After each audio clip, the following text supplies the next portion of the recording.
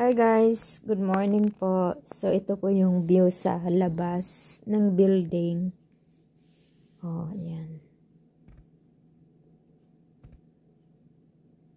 Nasa taas po ako, nasa 7th floor. Dito lang ako sa bintana po nagbibideo.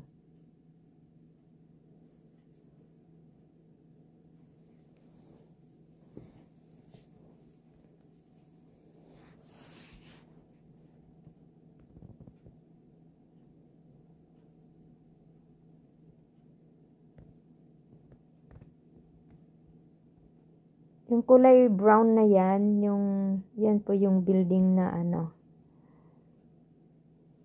Tignan nyo yung UND, North Dakota Tank.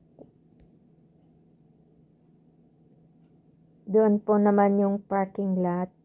Diyan o. Diyan po nagpa-parking yung mga tao. Yan. Yan, may naglalakad doon o. Bigla na lang kasing nag-snow, tapos ang lamig pa sa labas.